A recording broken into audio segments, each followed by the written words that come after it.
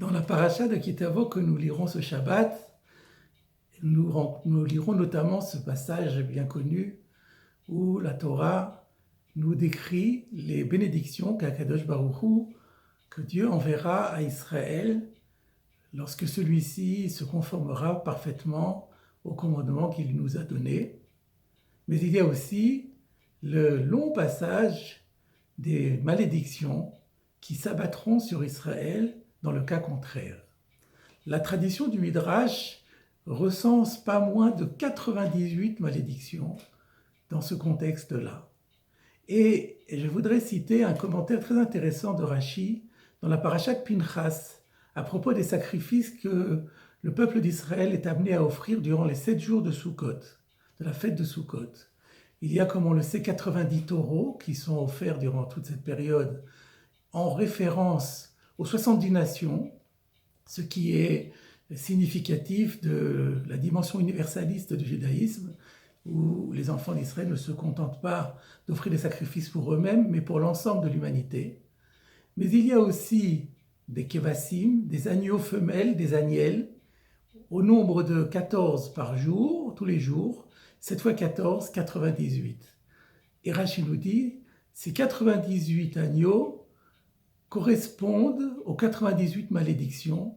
Elles serviront à éloigner, par le mérite de ces sacrifices, à éloigner et à immuniser les enfants d'Israël contre ces malédictions. Et la question se pose de savoir, mais quel rapport y a-t-il entre des sacrifices offerts lors de la fête de Sukkot et les 98 malédictions? Comment se fait-il que l'un puisse être une sorte de barrière contre l'autre? Le Rav Ruderman, fondateur de la Yeshiva de Baltimore au siècle dernier, Zichrono Livracha, propose la réponse suivante. Il y a dans les malédictions un passage qui dit « Toutes ces malédictions s'abattront sur vous parce que tu n'auras pas respecté les commandements de Dieu. » Et aussi, le verset rajoute « Parce que Tachat asher lo avata et Hashem Elokecha b'simcha uvetuv levav » parce que tu n'auras pas servi ton Dieu dans la joie et dans l'allégresse de ton cœur. Ce qui laisse entendre que le fait, même si on sert Dieu, mais si on ne le sert pas dans la joie, on risque d'avoir cette terrible punition. Et un grand commentateur espagnol du XIVe siècle, kabbaliste également, Rabbeinu Bechai Ben Asher, commente en disant que nous voyons dans ce passage que la joie n'est pas simplement quelque chose qui doit accompagner l'accomplissement de la mitzvah, mais avec chaque mitzvah, à côté de chaque mitzvah, il existe une mitzvah en soi de se réjouir par rapport à la mitzvah qu'on accomplit. Et donc on découvre ici quelque chose de tout à fait extraordinaire, c'est que quand on accomplit une mitzvah, on en accomplit deux. Et qu'on n'est pas récompensé seulement sur la mitzvah, mais on est récompensé sur la mitzvah indépendante qui l'accompagne, qui est une mitzvah de se réjouir de cette mitzvah. Et à contrario, si on a accompli la mitzvah, mais on ne l'a pas accompli dans la joie, non, ce n'est pas qu'on a dévalorisé la dite mitzvah, mais c'est une autre mitzvah indépendante, la mitzvah de se réjouir, qui n'aura pas du tout été accomplie.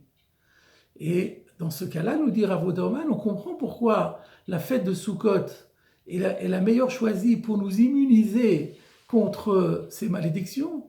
Parce que comme nous le savons, la fête de Sukkot, c'est Zman Simchateinu, c'est l'époque de notre joie. C'est le moment qui suit toute la période de Yamim Noraïm, des jours redoutables, et où nous avons beaucoup travaillé pour nous purifier de nos fautes. Et c'est le moment de l'année où nous sommes le plus aptes à nous élever dans la joie de la mitzvah. Et c'est pour ça que cette fête de Sukkot est appelée le temps de notre joie. Et puisque c'est le moment culminant de l'année où nous cultivons de la plus belle manière la joie de la mitzvah, il est tout à fait logique que les sacrifices offerts lors de cette solennité nous protègent des 98 malédictions.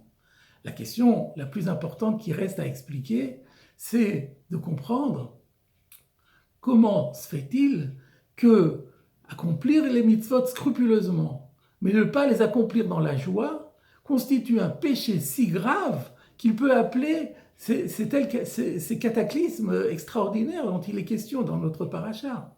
On a accompli la mitzvah, on ne l'a pas accompli dans la joie. Pourquoi est-ce si grave? Et là, le Rav Ruderman poursuit son explication en disant la chose suivante. C'est que si quelqu'un est conscient de l'importance incroyable des mitzvot, s'il apprécie les mitzvot à leur juste valeur, s'il comprend que c'est un cadeau inestimable que Dieu nous a fait, de nous donner des consignes en nous disant, voilà, ça c'est moi ce que je vous demande de faire, et que grâce à cela, on accomplit la volonté divine, et on s'inscrit dans l'éternité. Quand on comprend l'importance capitale des mitzvot, immanquablement, au moment où on les accomplit, on doit ressentir une joie ineffable.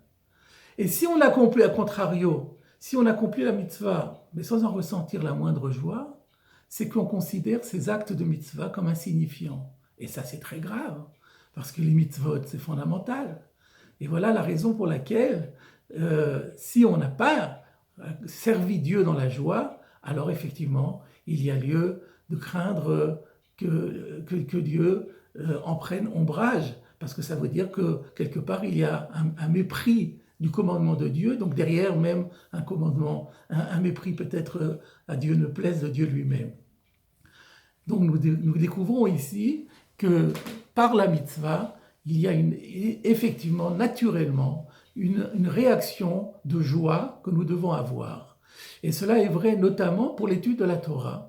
Le Rav Ruderman rapporte un enseignement du Gaon de Vilna dans Shenot Eliyahu qui dit que chaque mot de Torah que nous étudions est une mitzvah en soi. Si on étudie une page de Torah, on accomplit par conséquent une centaine de mitzvot. Et avec l'enseignement du Rabbeinu Bechaye, à côté de ces 100 mitzvot d'étude de la Torah, il y a 100 mitzvot de joie. Ce qui explique que très souvent, lorsqu'on étudie la Torah, on ressent une joie extrêmement forte. Pour conclure, je rajouterai que nous disons dans les psaumes que Pikudei Hashem Yesharim Samchelev, au psaume 19, que les commandements de Dieu sont droits et ils réjouissent le cœur. Qu'est-ce que cela veut dire? Cela veut dire que la Torah est un enseignement de rectitude. La Torah vient nous former à la droiture.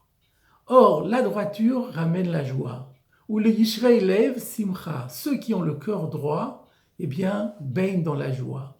Et comme les mitzvot nous forment à la droiture, si nous nous laissons former à cette droiture, nous éprouvons naturellement de la joie. Voilà, mes chers amis, la leçon qui nous est donnée à l'orée de cette nouvelle année, c'est que nous avons une chance inestimable d'avoir des commandements que Dieu nous demande d'accomplir.